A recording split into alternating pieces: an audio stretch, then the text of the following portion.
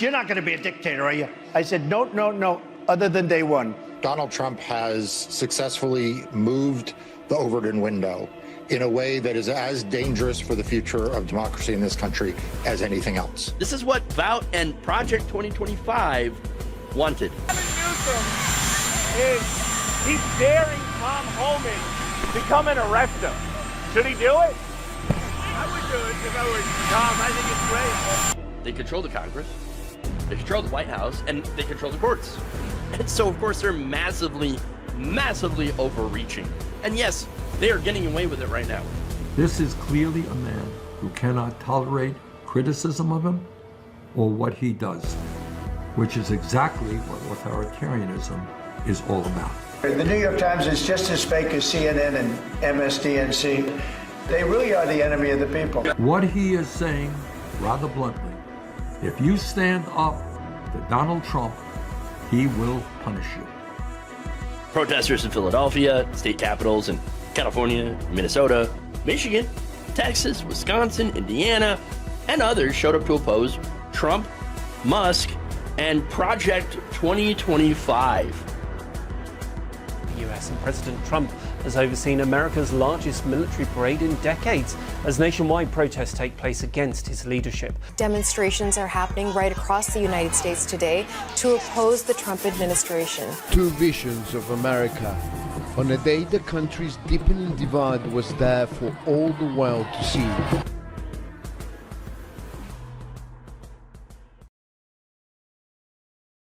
Good afternoon.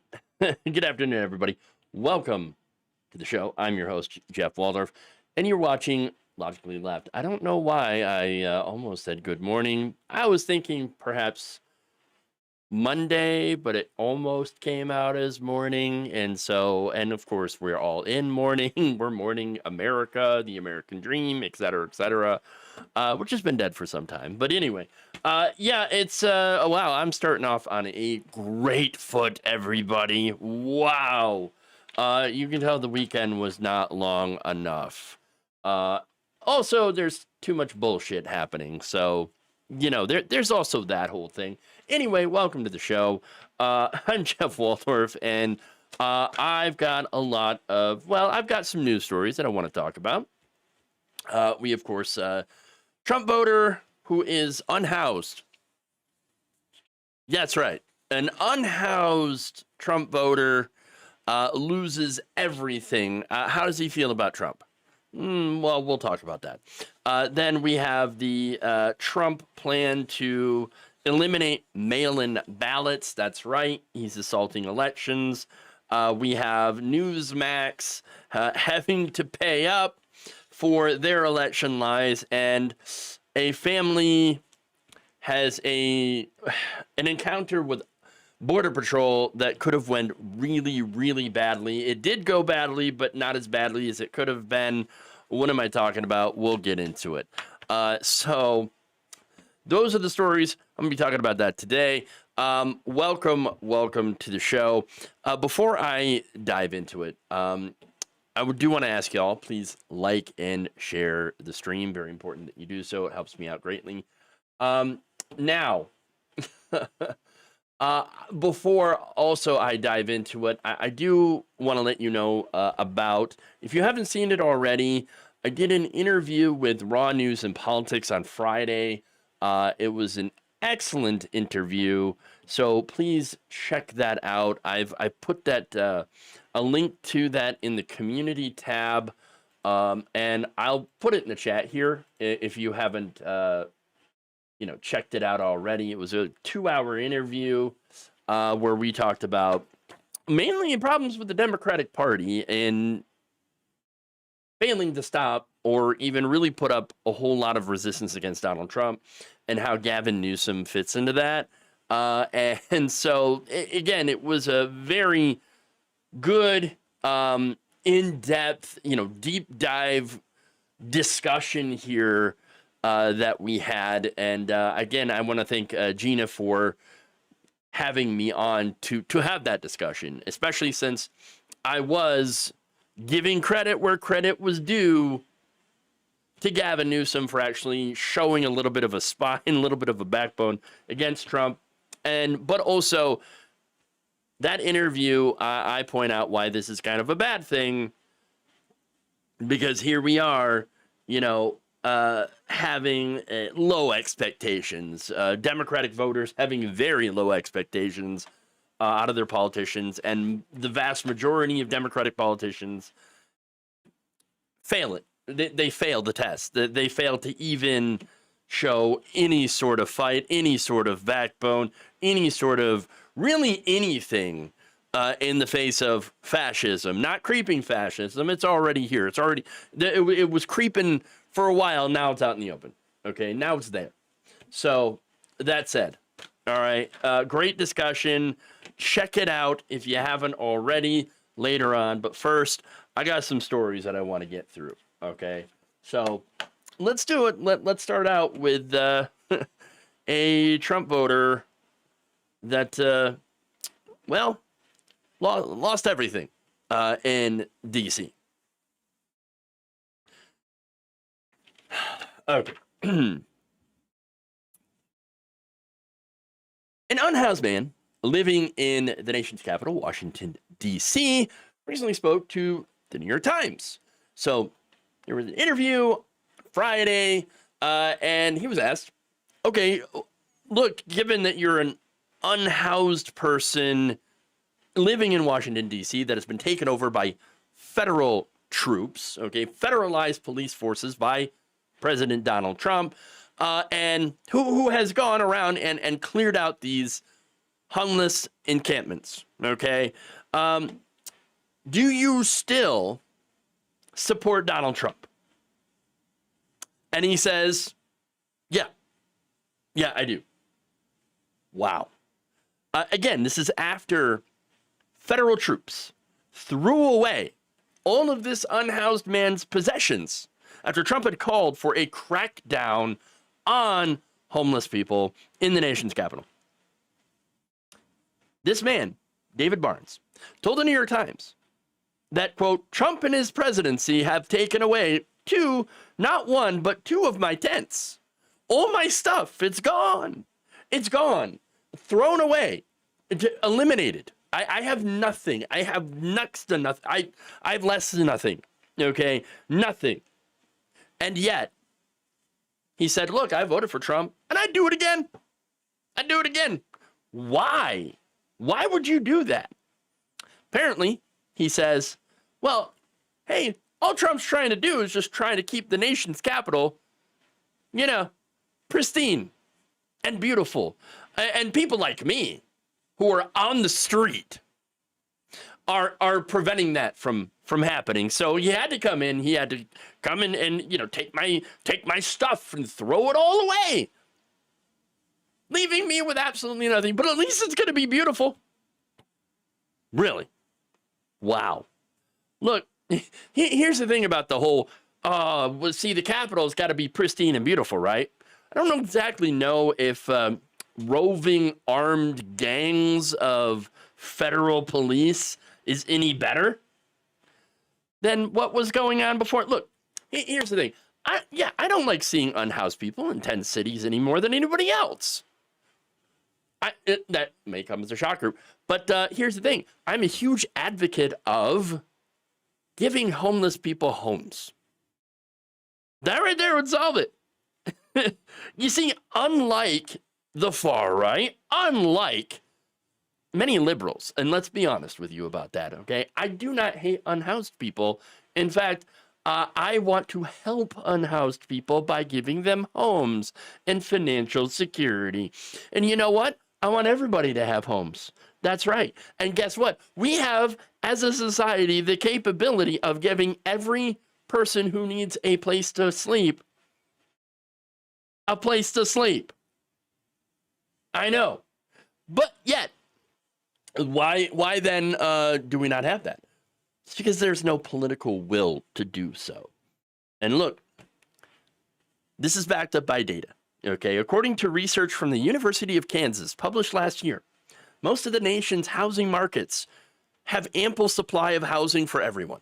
And of course, look, different cities obviously have different supply, and sometimes they can come up a little short. However, for the most part, there's enough housing for everyone. So what's the problem then?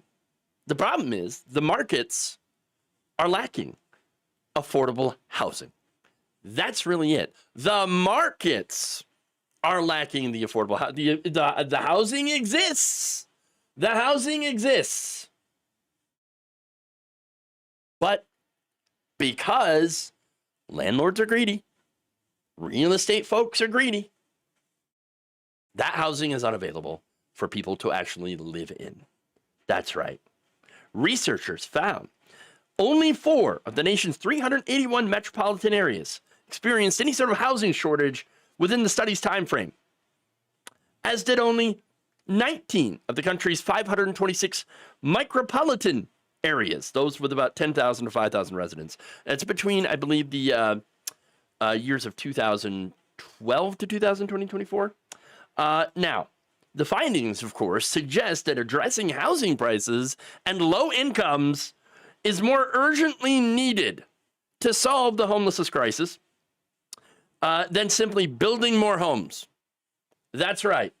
It's not the building. It's not that we need to build more homes, more abundance. No, it's that we already have enough homes. We already have enough places for people to go. It's just that it's too expensive. They can't afford it. In fact, one of the authors wrote, there is a commonly held belief that the United States has a shortage of housing. This can be found in the popular and academic literature and from the housing industry. The data shows that the majority of American markets have adequate supplies of housing available. Unfortunately, not enough of it is affordable, especially for low-income and very low-income families and individuals. Boom. That's it. That's it. There's actually more than enough housing for everyone. Period. Okay? Then why aren't people in these homes? Because we are living in a time where we have a manufactured scarcity crisis. Manufactured scarcity, okay? From 2000 to 2020, for example, housing production actually exceeded the growth of households by about 3.3 million units. But yeah, it's a long, that's 20 years, only 3.3 million units? Well, maybe they ran out of housing. No. The surplus from 2000 to 2010, right after the housing crisis, by the way, okay? So the mortgage crisis and all that stuff, even then, the surplus from those years more than offset the shortages from 2010 to 2020. Okay? The numbers also show that nearly all metropolitan areas have had sufficient units for owner occupancy, but nearly all have shortages of rental units that are affordable to the very low-income renter households. Places exist for people to go, but the people do not have the money to go and live there. That's it. People like this Trump voter in Washington, D.C., which is a very expensive place to live. They cannot afford to rent there, so that is why he is on the street. Look, believe it or not, this represents a vast majority of homeless people. They are not choosing to be homeless. They are not choosing to be unhoused. They are priced out of homes by wealthy people, billionaires. Okay? The reality is that the increased corporate control over our housing markets by, again, the billionaire investors and their for-profit entities are driving up homelessness. That's a reality. This is not a result of personal failures or, bad markets, so we got to build more housing. No, we don't. No, we don't. We are all caught up in a housing system that has been distorted by the participation of a class of ultra-wealthy investors. They buy up all the homes, they rent them out at increasingly higher prices, driving up all the costs, and yet there are people, many people, who cannot keep up with the the increasing costs because wages have not kept up. This is an example of why housing should have never been a commodity, like healthcare as well, okay? Healthcare and housing, they're not like shoes, okay? They're not like Nikes, okay? They're not like iPhones, okay? You can get away with not having an iPhone, although shoes, yes, shoes are important as well. You need shoes. But not the most high designer shoe, to be fair. But you need a home. You need a place to live. You need a residence, okay? So you're not sleeping on the street. You need that. And we are not providing that as a country, even though we absolutely can. So now here's the thing, getting back to the story, right? It would be really easy to dunk on this guy, and I'm actually not going to do it. Why am I going to kick a man when he's down to the lowest point possible just because he voted for Trump? He already lost everything. He has absolutely nothing. What would that accomplish? What would be the point? Sure, you could say, oh, well, he made bad decisions. The bad decision was voting for Trump, but the bad decision for voting for Trump did not make him into a homeless person. Okay? And let's be fair about that. And he was very likely to also be homeless under Joe Biden. All right? And that's the reality. So, no, I'm not going to dunk on this guy for that. All right? Not at all. Look, in my view, though, I do believe that he seems to have internalized his own situation as being his own fault. Maybe I'm wrong, but the reality is we are all living in a system where housing is beyond reach for millions of people, while millions more are hanging on by a thread, and neither side, Republicans or Democrats, have properly addressed it. Remember, Democrats, their view is, well, let's just build more houses then. That'll fix it. No, it won't. No, it won't. Republicans, however, you see what their solution to homelessness is. Arrest all the homeless people, throw them into camps, throw them into mental institutions, throw them into jails. Worthless people, I just want to see them. So that's their solution to this. Both of them are not actual solutions. Although you do notice that it might actually reflect their respective ideologies. The Democrats right now are doing this whole abundance BS. Oh, we just have to have more market-based solutions, right? What? Why? What? No. No, that's not the problem here. That's not the problem. Building more housing, doing more market-based solutions isn't going to fix a damn thing because we are not facing a supply problem. So no supply side solutions are going to solve this. Okay? And then, of course, you have the Republicans with their love of authoritarian police states where they take all the money out of social programs, out of places, programs that actually help the poor and places that house them and places that feed them. They take the money out of those things and they put them into police. It's pretty obvious what's going on here. Okay? Neither side seems to have the answer on this. And yet both of them, by the way, are also engaging in the same kind of police actions, clearing out encampments while doing nothing real to address the actual problem, affordability. Again, you could talk about Gavin Newsom. Gavin Newsom, who is now apparently the Democrats' new great white hope, okay, in California, because he actually is sticking up, for himself against Donald Trump and trolling him. I enjoy a good trolling of Donald Trump. Don't get me wrong about that. But he engaged in the same practice against the homeless population in California. They didn't address the real issues, which is affordability, which is lacking here. So this might surprise you. But I actually have a lot of pity for this man, for this homeless man. I don't want to see him homeless. I don't care who he voted for. Okay?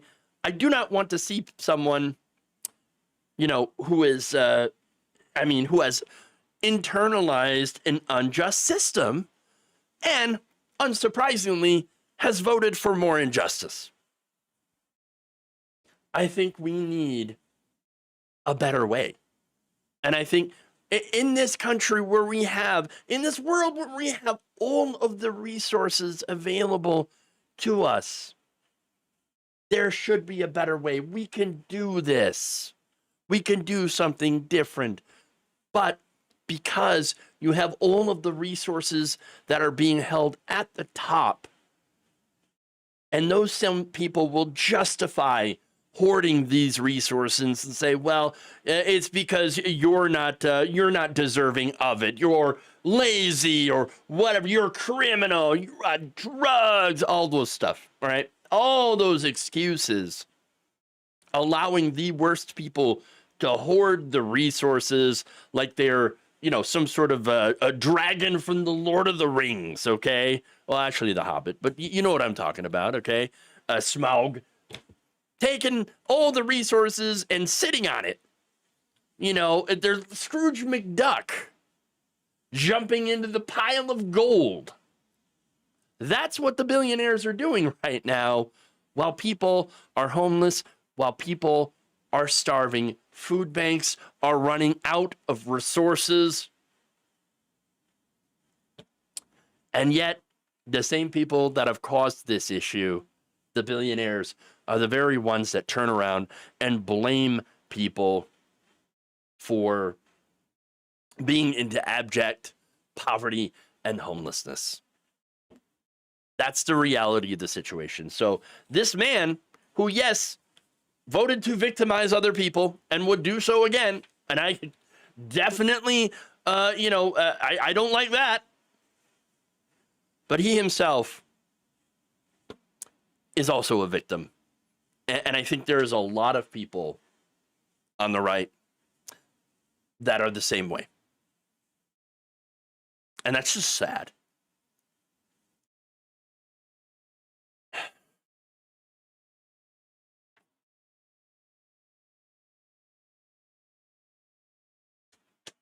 Okay. All right, so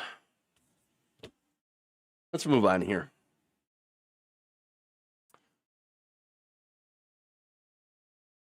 Twitch comment here, by the way, says, let's be real, the homeless person needs a bed, a shower, food, an address, and access to options to find work. That's not a process that should take years. It's about the willingness to make it happen. Yeah, 100% on all that. 100%. Yes. If you actually want to solve the problem, those are the things that you needed to do. So, unfortunately, we don't want to solve this problem as a society.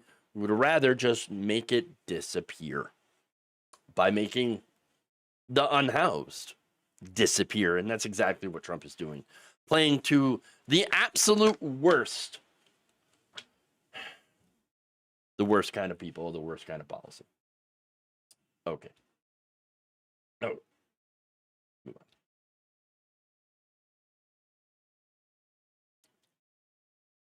on. Here we go.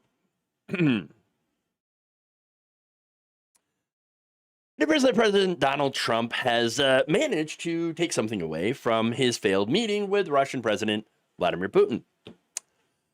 Trump recently met with the Russian leader to discuss ending the war in Ukraine, and to everyone's not surprise, he took the Russian side and said, well, maybe you could just give up parts of your country, do a little appeasement, to end this whole thing. And, we're not going to do a ceasefire while we have discussions. We're just going to let the Russians continue to come after you and invade your country and all that, while we work towards a long-term solution, which would be, which would involve really just you giving up increasingly larger amounts of your country to appease the Russian dictator. So that's what we're doing here. Now, that's not all he agreed with Putin on. In fact, during the meeting, Putin talked about the 2020 election. Trump had spoken to Fox host Sean Hannity on August 15th, saying that Putin, smart guy, said you can't have an honest election with mail-in voting. Oh, and now Trump is promising to take action to get rid of mail-in ballots, of course.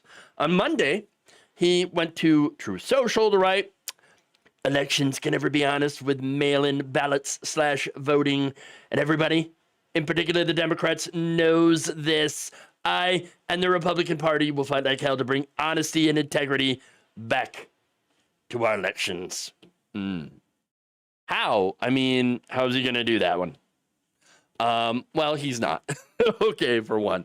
But, okay, say he was, actually wanted to do that. Well, he's going to try to do an executive order to try to get rid of mail-in voting. Not only that, but also voting machines. So Mike Pillow over there is suddenly doing a happy dance. Like, oh, he's finally listening to me. He's finally listening to me. He's going to get rid of he's going to get rid of the machines, everybody. Okay. Now, here's the thing. This man is trying to get rid of mail-in voting after using mail-in voting.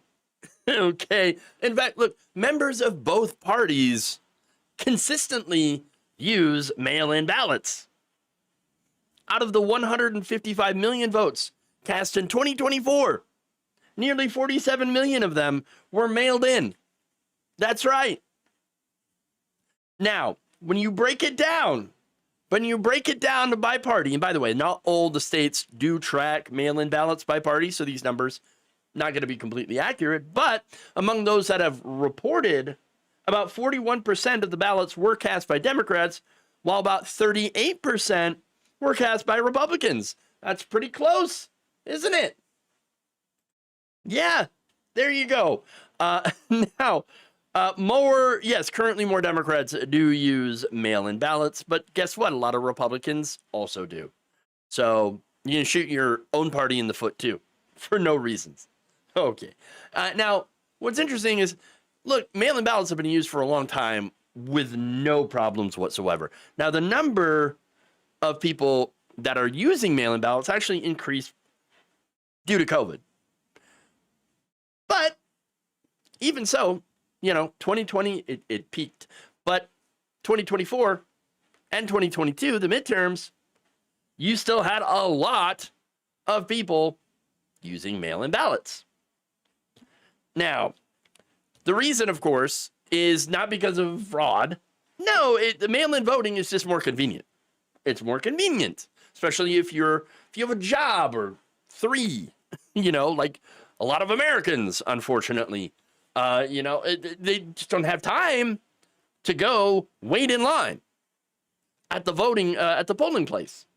And so, yeah, mail-in ballots make sense. Or how about, if you've got kids or whatever, it just makes more sense to do mail-in ballots than to drive to a polling place and wait in line, again, which happens more often in cities. Look, I'll be honest, I live in a small town, so I haven't really had to wait all that long to vote. But people in cities, however, well, they end up, in some cases, waiting hours and hours to vote. And let's be honest, too, that generally tends to happen more often in minority communities. A little thing called voter suppression, right? By taking away polling places. So now, that said, you can see the reason why Trump does not like mail-in voting, despite, of course, having literally used it himself.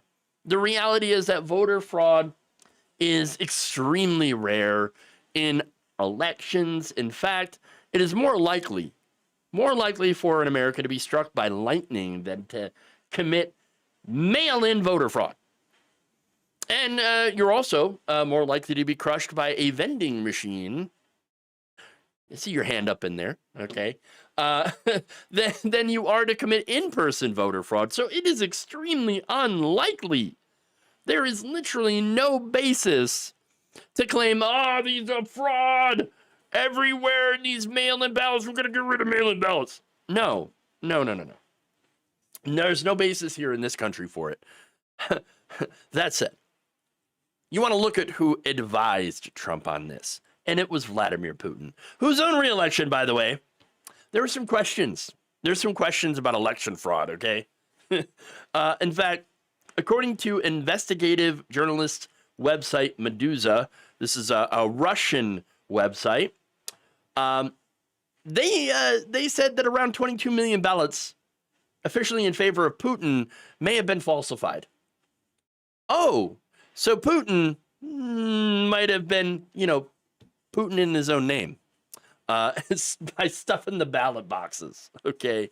This is according to Russian electoral analyst Ivan Shuksin. Now, there was another investigative news outlet, Important Stories. They gave a similar number. They estimated about 21.9 million false votes were cast for Putin. And the opposition media outlet Novaya Gazeta Europe also came up with an even bigger number. They claimed that about 31.6 million ballots were falsified in Putin's favor. So that figure, they say, corresponds to almost 50% of all votes cast in the president's favor. According to the Central Election Commission, Putin received about 64.7 million votes, said Jeff Hahn, a Russia expert at the London School of Economics. All three estimates suggest that fraud on a scale unprecedented in Russian electoral history was committed, added Matthew Wyman, a specialist in Russian politics at Kiel University in the United Kingdom. Now, these are some pretty wild estimates, right? How did they come up with these numbers? Well, they had used an algorithmic method to estimate the extent of voter fraud, which was developed by a man named Sergei Shpilkin. Now, Shpilkin's work analyzing Russian elections actually won him several prestigious independent awards in Russia, including the Politprosvet Prize for Electoral Research, awarded in 2012 by the Liberal Mission Foundation. So this guy says Putin has been cheating. And now Trump is like, oh, that guy? I'm going to follow his advice because he keeps winning. Understand that that's really what it's about. Now, of course, listening to Putin on anything seems like kind of a disaster for this country. I mean, especially for democracy here. Look, the way that things work with Trump is that generally he tends to accuse the other side of what he plans to do and then does it. How many examples have you seen so far of that happening? All right. Epstein files, anybody? Epstein files? But no, now he's going to try to take over voting, okay, to get rid of mail-in ballots and voting machines. Yikes. Now, that said, he can't just do that, right? Well, yeah, the states control that. Now, of course, Trump is claiming that, the states actually don't control that. There's merely an agent for the federal government, which means I could go and take over. Oh, boy. Hey, states' rights people, where are you? Because this is going to be the next states' rights showdown. I can guarantee it. Okay. Now, where is the party of states' rights? Are they going to show up to oppose him? No, of course not. Are you kidding me? No. The states' right people, they're going to be absolutely silent on all of this. Why? Because they don't actually believe in states' rights. They're just authoritarians who are in a cult of personality. So I don't expect those people to come and save the day when Trump tries to take over the elections in the states.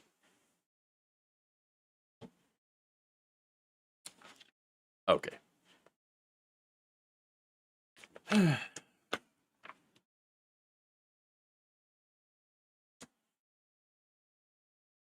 Speaking of election lies, and here we go.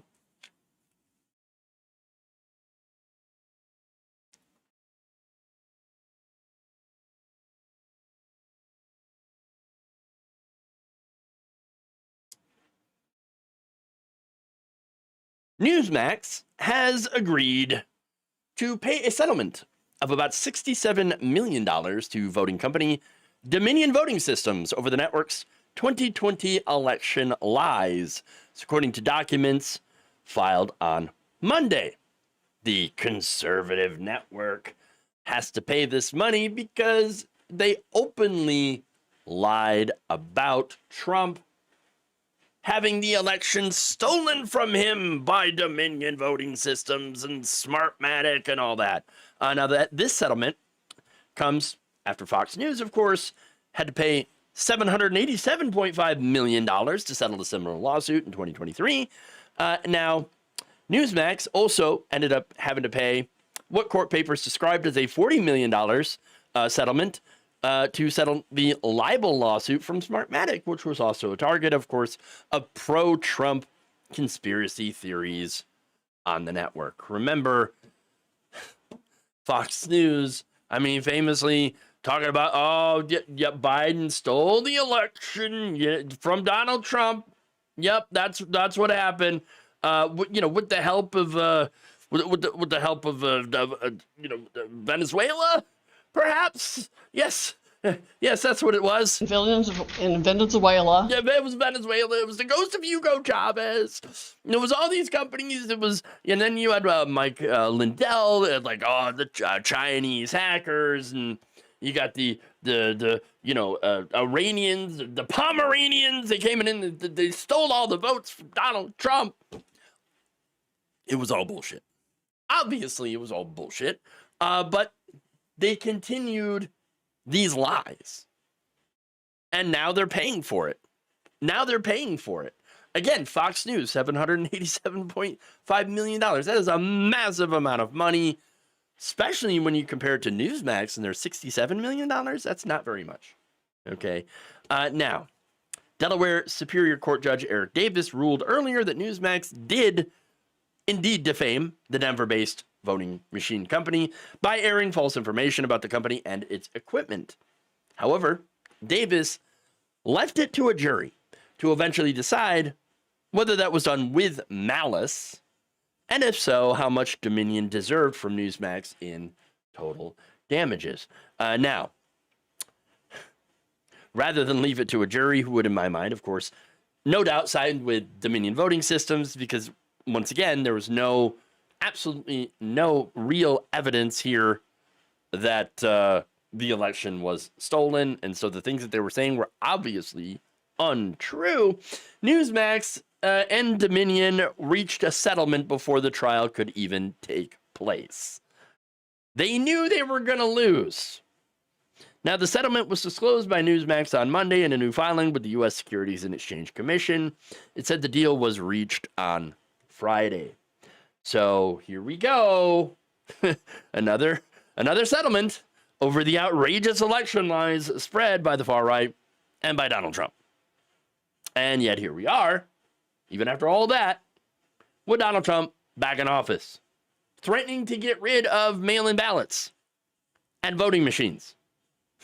It's amazing to me that so many people still watch both Fox News and Newsmax, knowing that they both have had to pay now massive amounts of money because they were caught lying to their audiences. Lying. That should be a scandal. That should be a scandal. And yet, where do you hear anything on the right except for crickets? No. Not a peep. All right. No one on the right has abandoned Fox News unless you, I guess, count Mike Billow. Kind of. And Newsmax, obviously, still there. Newsmax, Fox News, still going strong. Which means that the audiences either, don't know that they were lied to and had to pay for lying to that audience, or more likely, and this is what I believe, more likely the audience doesn't give a damn. All right? The people watching Fox News and Newsmax for their election coverage, for their opinions on politics, for information on politics, are like, oh, please, just tell me lies. Tell me sweet little lies. Please, please, I just want to hear them. Tell me that Donald Trump, tell me that Daddy won 2020. And that was so unfair that Joe Biden came and stole it. Tell me how oppressed we are, Daddy, please. Oh, I have to hear it. I need to know. Look, that's the only explanation that makes sense to me. That they don't care about the truth and want to be lied to.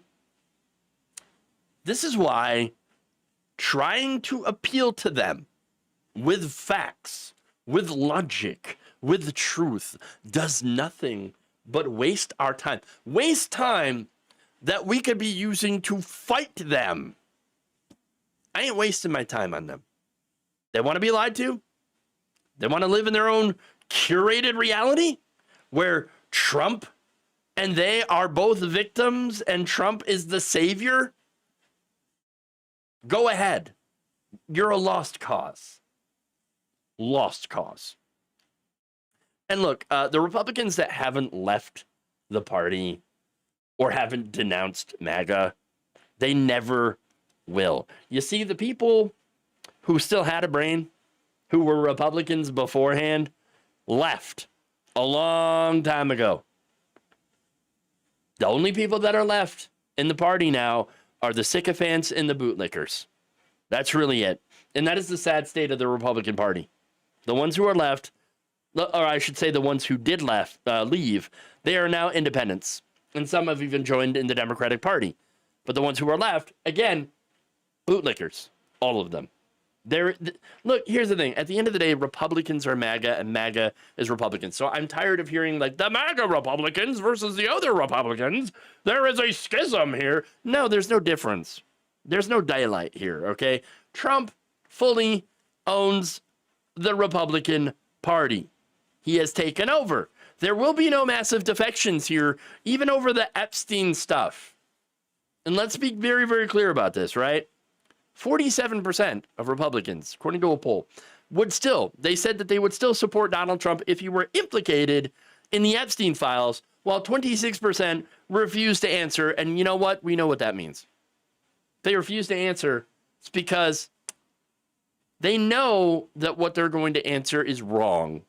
Okay? And they're going, I'd still totally vote for him, but even though he's a child raper, because, I like him owning the libs and all that. Right. So, basically, combined, that's about 3/4 of the remaining Republicans that would still back Trump if they're saying if he had even helped Epstein rape little kids or did it himself. So, no. There are no hardcore Newsmax or Fox News viewers that are going to be swayed. Even if they heard about the settlement, which, again, it's very likely that they wouldn't hear about the settlement. But even if they did, wouldn't matter. They'd probably be like, you had to pay them for lying to me? Well, maybe you should have been a better liar and not gotten caught. Hey, it works for Trump, so why wouldn't it work for Fox News and Newsmax? Again, total lost cause these people are. Okay.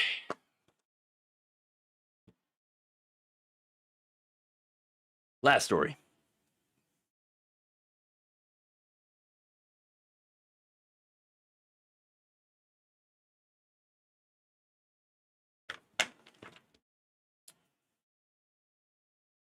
A family in San Bernardino, California, had a very harrowing and dangerous encounter with Trump's Border Patrol agents.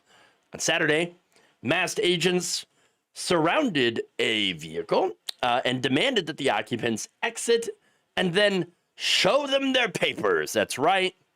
Show me your papers. They, of course, refused because we live in a democracy, not a dictatorship. Or at least we're supposed to be in a democracy. And that means having protections against, for example, illegal search and seizure. Literally in the Fourth Amendment, of course, not that Trump or any of his lackeys actually give a damn. But it's in there. Okay, we're supposed to be constitutional republic, right? Well, that's in there. It's in the Constitution. And what are they doing? Illegal searches and seizures, of course. Now, of course, like a lot of authoritarian fascists, these agents didn't like that answer. And so what did they do? They started smashing windows. I kid you not. They started smashing the windows to try to force themselves into the vehicle and to force these people who have not done anything wrong other than refuse to give the officers, these masked agents, what they wanted, to try to pull them out. Okay. So now, what did the father do? He hit the gas. He's like, F this, I'm out of here.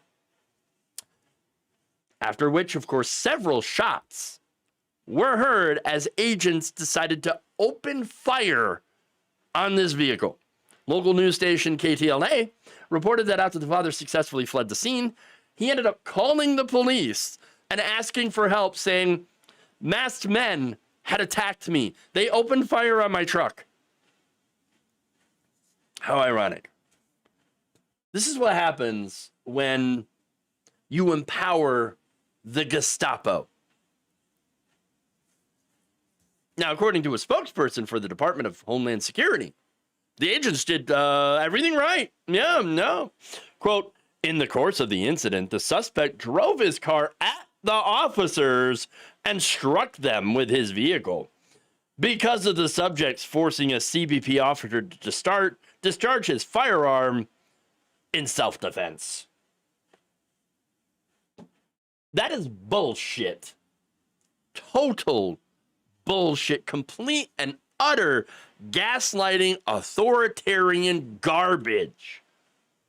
These fascists were busting out windows simply because this family was asserting their constitutional rights against search and seizure, Fourth Amendment. Look it up. Now, the father, who only wished to be identified as Francisco, pointed out that the agents had first refused to identify themselves and had presented no warrant to justify a search of his vehicle. Quote, I had to protect my life and my family. My truck was shot 3 times. 3 times. 3 times. His son-in-law, Martin, added this, quote, it's just upsetting that it happened to us. I am glad my brother is okay. Pop is okay. But it's just not cool that ICE is able to do something like that. Yeah. Yeah. And again, these police officers, these Gestapo were not done. According to KTLA, federal agents later surrounded the family's house that afternoon, demanding that the father come out so that he could be arrested. For what? Nothing. Nothing, because he didn't do anything wrong. He refused. Good. And agents eventually left without detaining him. So this is how you stand up for your rights and actually win. Isn't that amazing? Look, they had absolutely no legal right to detain him whatsoever, to search him, and then to shoot at him. This man was running from armed and masked thugs who accosted him, damaged his property, put him and his family, their lives at risk. And why? Because this man was the wrong skin color. That is all it takes now in this country. He has been racially profiled, just like so many of these people have been. And this is exactly what racists voted for. Stephen Miller gets a chubby every time he thinks about accosting a minority. Okay? That's what's going on. And the worst thing about this is that you had so many Latino voters that voted for this. What? I didn't think they were going to go after me. I didn't think the leopards were going to eat my face. Well, that's what happens. They get racially profiled, and some of them are shocked to get Pikachu face over this whole thing. In fact, there was George and Esmeralda Doyles. I talked about them already. This is the couple that voted for Trump twice, got racially profiled, and were like, oh my God, how could this have happened? Well, I mean, are you really asking that question? You voted for the mass deportation racist candidate, and you're surprised that he's doing racist mass deportation. Shocker. Now, Doyle has told NBC San Diego that the officers had approached their car, just like in the, these other circumstances, right? These other instances, without identifying themselves as law enforcement. They just come up with masks and say, give me your papers, show me your papers, now. You know what the couple said? Quote, criminals do that, robbers and thieves do that, kidnappers do that, and that's what we're seeing by our own government. Yup. And that's it. That's what's happening. This is real, and again, it's what we warned you would happen. It's real, it's happening, and it is having a massive impact. And again, the family here, this family, they're incredibly lucky that no one was killed by this, officer firing indiscriminately into their vehicle. But with the way that the deportations, the scale that is happening, and the fact that they're hiring about 10,000 more agents, by the way, they have relaxed the hiring guidelines. So they're going to hire any Tom, Dick, and Harry off the street. And here you go. Here's a gun. Here's a mask. Now go terrorize some immigrants. That's what they're doing. That's what's going on here. Okay. At some point, someone's going to run out of luck. Whether it be someone who was stopped getting shot, or an agent who stopped the wrong person. Something bad is going to happen. And you know what? I'm almost convinced that this is what they want. This is what Trump wants, the regime. Why? So they could justify cracking down even more on immigrants. I hope that I am wrong about that, but I mean, I've been kind of batting 100 on this whole thing, on what would happen if Trump got into power again. Look, this is absolutely horrifying, this story. And it shows you exactly how lawless Trump's border police, his border Gestapo, his brown shirts actually are. So if you haven't been paying attention, well, you might want to start. You might want to start, because this is coming to, well, a city near you. Maybe even to your city, maybe even to your town. It ain't even close to being over.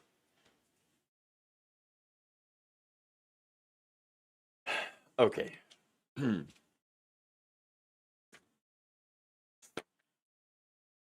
That's all I got for y'all. Okay. Now, a couple of comments here. These are the same people who will eventually come for the libs. Yeah, the same libs who, by the way, like, oh, well, we should fund border. We should fund more police. We should fund more border control. How's that going to work out for you? Okay. How's that going to work out? Not very well. Not very well at all. Batting 1,000. Unfortunately, Scott, I hate that. God damn it, I hate being right. Ugh, it sucks. It sucks. Because it just shows you all the terrible things, that we imagined happening, actually happening. Jayhawker 41 the Ball Dragon says, I kept wondering how long before one of these Gestapo thugs gets shot. Yeah, and I think eventually it will. And that will not be a good day. All right. Let's see, $50,000 sign-in bonus, $30,000 per kidnap. Yeah, and they're doing all this stuff. They're offering them sign-on bonuses, $100,000, minimum starting per year wage, relaxed requirements, student loan forgiveness. I mean, they are just pulling out all the stops to recruit people who are desperate. I mean, look, South Park has been lampooning them just greatly, but they're not wrong. You know, it's a job for people who need a job. And guess what else the Trump regime is doing? Killing jobs. So yeah, that's going to be that basically is the Trump jobs program, terrorizing immigrants, making people poor and desperate, Americans poor and desperate enough to take a job terrorizing immigrants. So yes, it is as bad as we imagined, and actually kind of worse.